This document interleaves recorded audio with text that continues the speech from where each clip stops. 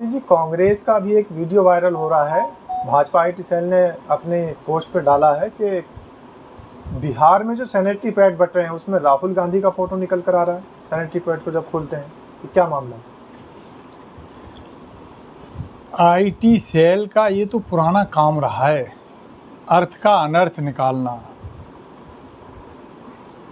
माननीय राहुल गांधी जी की छवि को बर्बाद करने के लिए इन्होंने हजारों करोड़ रुपए पानी की तरह बहाए। तो ये तो वो लोग हैं साहब कि तिल का ताड़ बना देते हैं।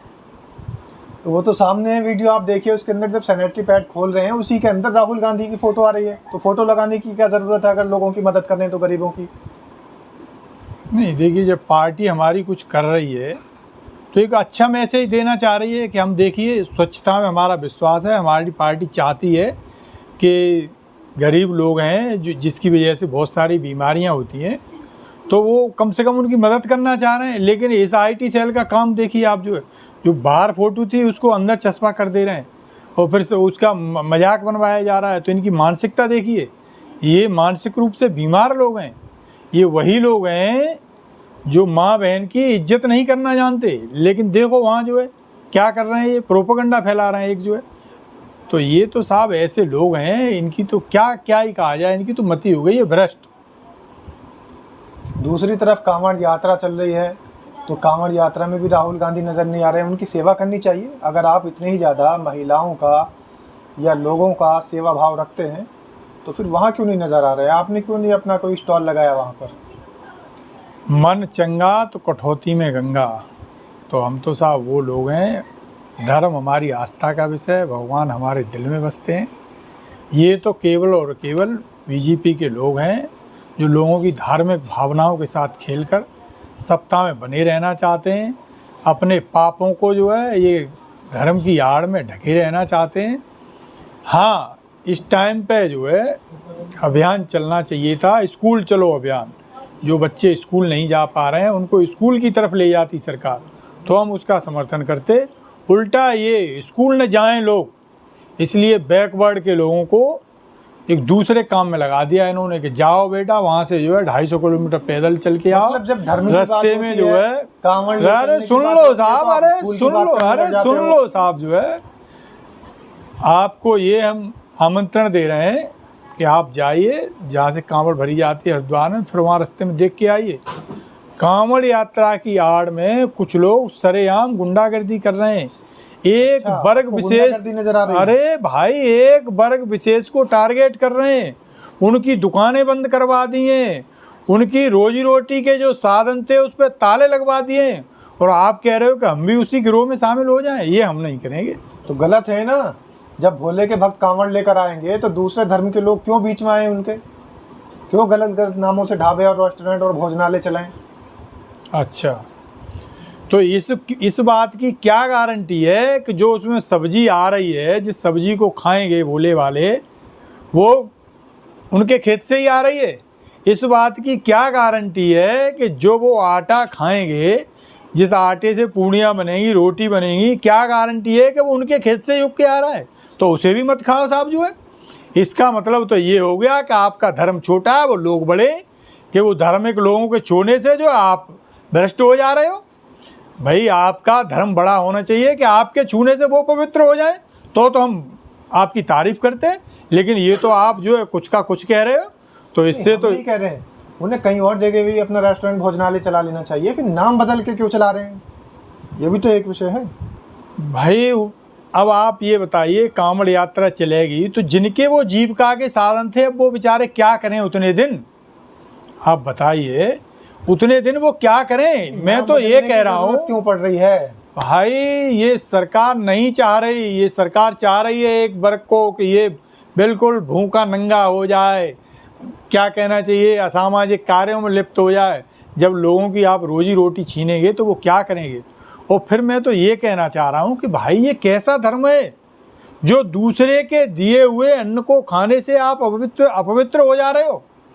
मतलब आपके सानिध्य में आने से वो पवित्र हो जाने चाहिए थे, तो वो पवित्र नहीं हो जा रहे, आप अपवित्र हो जा रहे हो। तो ये तो भाई मैं पक्षधर नहीं हूँ इस चीज़ का जो है। यानी शिव भक्त अगर वहां से आए तो उन्हें अपनी इच्छा अनुसार खाने की भी कोई वो नहीं है, बिल्कुल भी पाबंदी लग जाएगी उसको, बिल्कुल वो अपने आप में स्वतंत्र है ही नहीं। नहीं, दूसरे देखिए, धर्मों के लोग सिर्फ नए नए भोजनालय खोलेंगे, नए नए सिर्फ भक्त आए वहाँ, उनका स्वागत है वहाँ साहब। तो इस पे तो गर्व महसूस करना चाहिए कि देखिए दूसरे धर्म के लोग भी हमारी सेवा कर रहे हैं, हमारी यात्रा को सुगम बना रहे हैं। ये कैसा धर्म है आपका जो है कि आप चाह रहे हो दूसरे धर्म के लोग हों ही नहीं? अरे भाई जो है, आप याद कीजिए, भगवान बुद्ध के बारे में ये कहा जाता है कि वो जिस रास्ते से निकल जाते थे तो जिन पेड़, जो सूखे हुए पेड़ भी हरे हो जाते थे, जिन पेड़ों में फूल नहीं आ रहे होते उनमें फूल खिल जाते थे। तो ये धार्मिक माहौल तो इतना अच्छा होना चाहिए कि दूसरे धर्म के लोग भी आकर्षित हों, आपसे कुछ सीखें, आपके आने से उनके आचार विचार बदलें। तो ये पता नहीं साहब कौन पाठ पढ़ा रहा है जो है कि इनके खाना देने से आप पवित्र हो जाओगे।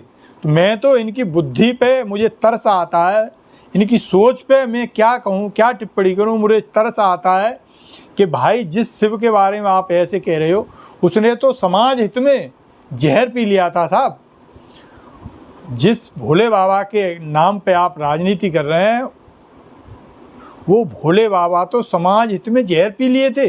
वो आप अपने रास्ते पे दूसरे धर्म के लोगों को नहीं देखना चाह रहे। विडम्बना है साहब ऐसे लोगों पे। जब भी कभी धार्मिक बात होती है, कांग्रेस और कांग्रेस के नेता हमेशा स्कूल की तरफ चल देते हैं, वैसे ही आप भी चलते हो। तो सुमति जी, स्कूल खुलेंगे तो स्कूल में भी तो भगवान तक पहुंचने का ही मार्ग बताया जाता है, और अगर भगवान भोले के मार्ग पर लोग पहुंच रहे हैं तो आपको दिक्कत हो रही है।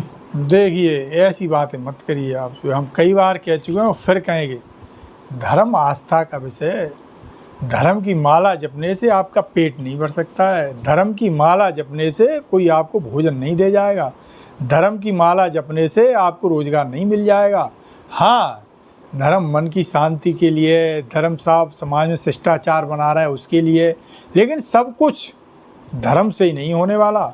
जवाहरलाल नेहरू जी ने भाखड़ा नागल डैम बनाया था, तो उस डैम से राजस्थान, हरियाणा और पंजाब 3 स्टेट में खुशहाली आ गई थी। और कह के गए थे वो कि ये जो हमने बनाया है ये आधुनिक युग का तीर्थ स्थल है। तो उस तीर्थ स्थल ने करोड़ों लोगों के जीवन में बड़ी खुशहाली ला दी है।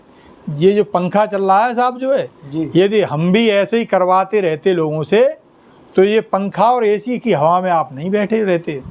तो ये इनकी सोच को आप बढ़ावा मत दीजिए।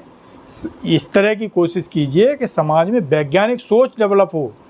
ये हम नहीं कह रहे कि बिल्कुल धर्म आप मत मानिए, पहले जानिए, आप बुद्धि का प्रयोग कीजिए। आप बिल्कुल पहले जानिए, आप फिर मानिए। तो धर्म मानिए आप, हम धर्म का कतई वो नहीं है। लेकिन हाँ, ये जो धर्मांध लोग हो गए हैं, जो धर्म की आड़ में शासन कर रहे हैं आप पे, और आपकी तरफ ध्यान ही नहीं दे रहे साहब जो है। आपसे जीएसटी कलेक्शन हो रहा है, पैसे आ रहे हैं, उस पैसे को पता नहीं कुछ इनके यार दोस्त हैं उनके कर्जे माफ़ कर दे रहे हैं। तो हम उस चीज़ का विरोध कर रहे हैं, हम धर्म का विरोध नहीं कर रहे। भोले के भक्तों पर फूल भी तो बरसाए जा रहे हैं। भोले के भक्तों पर फूल बरसाइए साहब, बहुत अच्छी बात है। लेकिन ये जो उत्तर प्रदेश में अभी आपने स्कूल बंद करने का फरमान दे दिया है, तो हम तो ये कहेंगे कि जो स्कूल बंद कर रहे हो आप, उन्हें बंद मत करो साहब। बच्चे जब स्कूल जाएं तो अच्छी वहाँ कारपेट बिछाओ, उसमें बढ़िया पंखे लगवाओ, फर्नीचर की व्यवस्था करो, उन स्कूलों में एसी लगवाओ, जो गांव गरीब के बच्चे आकर्षित हों, उन्हें ये लगे कि भाई ये मेरे घर में सुविधा नहीं है, ये सुविधा मुझे स्कूल में मिलेगी। तो स्कूल के माहौल ऐसे अच्छे करो कि गरीब बच्चे पढ़ने के लिए वहाँ आएँ, तब हम आपकी तारीफ़ करेंगे। हम आपकी तारीफ़ केवल इस बात के लिए नहीं करेंगे कि आप जो है कुछ हमारे युवाओं को भ्रमित करके उन पर कांवड़ ढुलवाए जा रहे हो, वो अपने हित की बात नहीं करें। तो ये तो बिल्कुल जो है शर्मनीय कृत्य कर रहे हो आप। ये तो भाई जब हमारे यहाँ कुछ नहीं था, हम गुलाम थे, क्या हमने कांवड़ लाना बंद कर दी थी? कतई बंद नहीं कर दी थी साहब। जब मुगलों का शासन था तब भी हमारे जो धर्माचार्य थे उनने धर्म को जिंदा रखा। और एक बात और जान लीजिए जी, हमारे धर्माचार्यों का ये मत रहा है हमेशा से कि धर्म का ठेकेदार राजा नहीं होना चाहिए। क्यों नहीं होना चाहिए? कि मान लीजिए किसी ने राजा को बंधक बना लिया, तो इसका मतलब हमारा धर्म खत्म?